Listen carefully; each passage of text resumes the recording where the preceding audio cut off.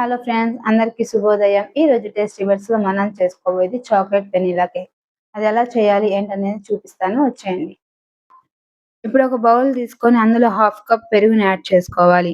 అలాగే 1 cup sugar పౌడర్‌ని కూడా యాడ్ చేసుకొని చక్కగా బ్లెండర్‌తో బ్లెండ్ చేసేసుకోవాలి. చూడండి, ఇక్కడ బ్లెండ్ చేసేసుకుంటున్నాను. తర్వాత హాఫ్ కప్ ఆయిల్‌ని కూడా యాడ్ చేసుకొని మరొకసారి బ్లెండ్ చేసుకోవాలి.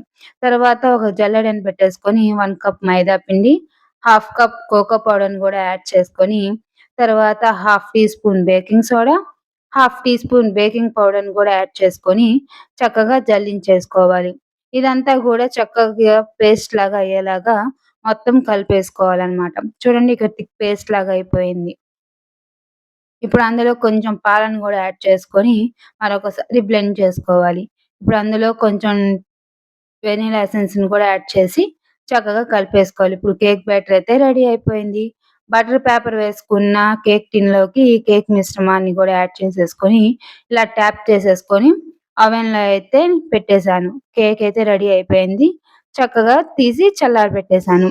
ఇప్పుడు విప్పింగ్ క్రీమ్ కోసం ఒక బౌల్‌నయితే తీసుకున్నాను. ఇక్కడ కేక్ అయితే చల్లారిపోయిందనమాట. చక్కగా ఫ్లఫీగా చాలా బాగా వచ్చింది. ఇప్పుడు దీని క్రీమ్ కోసం మనమైతే విప్పింగ్ క్రీమ్‌నయితే ఇప్పుడు తయారు చేసుకోవాలనమాట. నేను బేకర్స్ వాళ్ళది విప్పింగ్ క్రీమ్ పౌడర్‌నయితే తీసుకుంటున్నాను. దీనికి మనం ఇందులో షుగర్ పౌడర్ గాని ఏం వేయాల్సిన పని లేదు.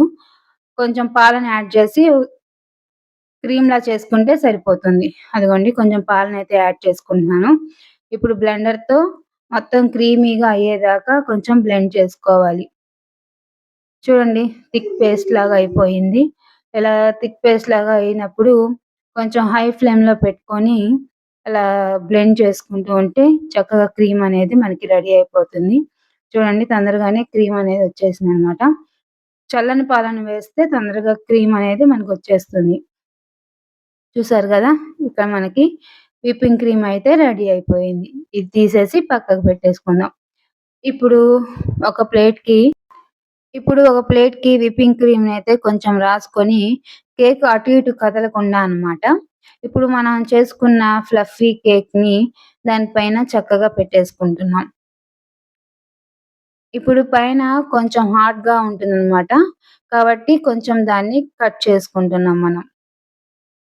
ఇలా కట్ చేసుకున్న తర్వాత పై లేయర్ అంతా తీసేసేసి ఉంచుకోవాలి. తర్వాత కొంచెం విప్పింగ్ క్రీమ్‌నయితే మనం వేసుకొని మొత్తం కేక్ అంతా అప్లై అయ్యేదాకా చక్కగా నీట్‌గా అయితే అప్లై చేసుకోవాలి.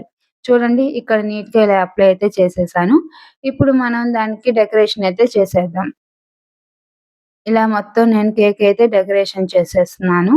చూడండి, ఎంతో అద్భుతంగా అయితే నేను కేక్ డెకరేషన్ చేశాను. దీనిపైన స్ప్రింకిల్స్ గూడా వేసేసి ఇలా కేక్ అయితే రెడీ అయిపోయింది. చూసారుగా ఫ్రెండ్స్, మన ప్రేక్షకులందరి కోసం ఈ కొత్త సంవత్సరం నేను చేసిన చాక్లెట్ వెనిల్లా కేక్. మీకు నచ్చిందా? అయితే మా ఛానల్‌ని ఇలాగే సపోర్ట్ చేస్తూ ఉండండి. సబ్స్క్రైబ్ చేసుకోండి. ఈ కొత్త సంవత్సరం అందరికీ బాగుండాలని మనస్ఫూర్తిగా కోరుకుంటూ, మన ప్రేక్షకులందరికీ wish you happy new year. By by 2025. Welcome 2026. Please support this channel, like, share and subscribe. Don't forget to comment.